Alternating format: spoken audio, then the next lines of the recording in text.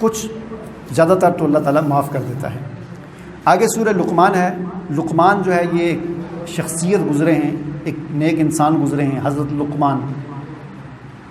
بعض حضرات یہ بھی کہتے ہیں نبی، لیکن نبی نہیں تھے۔ صحیح جو روایات ہیں ان سے پتہ چلتا ہے کہ لقمان نبی نہیں تھے، یہ ایک نیک انسان تھے۔ یہ اصل میں تھے غلام، وہ جو حبشی ہوتے ہیں، چھوٹا سا قد تھا ان کا، شکل بھی کوئی اتنی خوبصورت نہیں تھی، لیکن اللہ تعالیٰ نے ان کو عقل اور فہم بڑی عطا کی تھی، بڑے ذہانت تھی، بڑا حکمت عطا کی تھی اللہ تعالیٰ نے۔ بڑی ہی اچھی گفتگو کرتے تھے، بہت اچھے فیصلے کرتے تھے، بہت زبردست قسم کی سمجھ اور بوجھ اللہ تعالیٰ نے حکمت اور بصیرت عطا کی تھی ان کا ذکر کیا اللہ تعالیٰ نے اس چھوٹی سی صورت میں۔ یعنی یہ بھی ایک ایسی شخصیت گزری ہے، اتنا نیک انسان گزرا ہے کہ اللہ تعالیٰ نے اس کو جو ہے وہ قرآن میں اس کا ذکر کرنا جو ہے وہ پوری قیامت تک کے لیے اس کا ذکر قرآن میں ڈال دیا۔ فرمایا کہ تلک آیات الکتاب الحکیم، یہ آیات ہیں حکمت والی کتاب کی، ہدی و رحمت للمحسنین، نیک کار محسنین کے لیے یہ ہدایت ہے اور رحمت ہے جو نماز قائم کرتے ہیں، زکوٰۃ دیتے ہیں اور آخرت پر یقین رکھتے ہیں۔ بہرحال اس کے دوسرے رکوع میں اللہ تعالیٰ نے حضرت لقمان کا وہ واقعہ بیان کیا ہے کہ حضرت لقمان نے اپنے بیٹے کو کچھ نصیحتیں کی تھیں۔ وہ نصیحتیں اتنی زبردست ہیں کہ اللہ تعالیٰ نے اس کو قرآن کا حصہ بنا کر ہمیں گویا کہ یہ حکم دے دیا کہ ہم بھی لقمان کی نصیحتوں پر عمل کریں۔ لقمان نے کیا نصیحتیں کی تھی؟ وَلَقَدْ آتَيْنَا لُقْمَانَ الْحِكْمَةَ، اللہ تعالیٰ فرماتے ہیں کہ ہم نے لقمان کو حکمت عطا کی تھی، أَنِ اشْكُرْ لِلَّهِ، یہ کہ وہ اللہ کا شکر ادا کرے۔ وَمَن يَشْكُرْ فَإِنَّمَا يَشْكُرُ لِنَفْسِهِ، جو شکر ادا کرتا ہے تو وہ اپنے ہی نفع کے لیے، اپنے ہی فائدے کے لیے شکر ادا کرتا ہے، کیونکہ شکر ادا کرنے سے اللہ تعالیٰ انعامات کو زیادہ کرتا ہے۔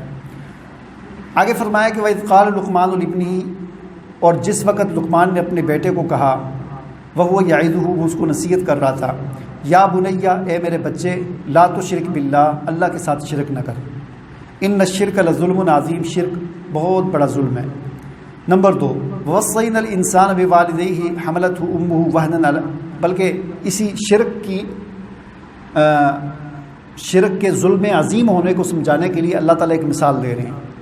فرمایا کہ شرک کتنا بڑا ظلم ہے، اس کا اندازہ تم اس بات سے لگاؤ کہ ہم نے انسان کو یہ وصیت کی ہے کہ وہ اپنے والدین کے ساتھ حسن سلوک کرے، اور خاص طور پر والدہ کے ساتھ کہ وہ اس کو اپنے پیٹ میں بوجھ پر بوجھ اٹھا کر اس کو رکھتی ہے، لیکن اتنا احسان ہے والدین کا، لیکن اس کے باوجود فرمایا وَإِن جَاهَدَاكَ عَلَىٰ أَن تُشْرِكَ بِي مَا لَيْسَ لَكَ بِهِ عِلْمٌ فَلَا تُطِعْهُمَا، اگر تیرے والدین بھی تجھے شرک کرنے کا کہیں تو پھر ان کی بات بھی نہیں ماننی۔ یہ اتنا بڑا ظلم ہے شرک۔ آگے فرمایا یا بنیا، اے میرے بچے، انہا ان تک مثقال حبۃ من خردل، اگر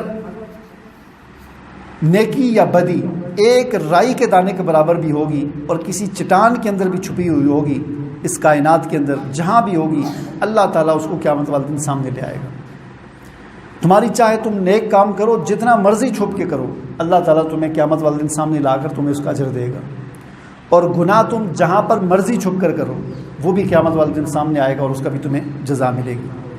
اور آگے فرمایا یا بنیا، اے میرے بچے، اقم الصلاۃ وأمر بالعرف وانہا عن المنکر واصبر علی ما اصابک، 4 چیزیں، نماز قائم کر، امر بالمعروف کر، نہی عن المنکر کر، اور جو تمہیں دنیا کے اندر جو مصائب تکلیفیں آئیں ان پر صبر کر، یہ 4 کام کر۔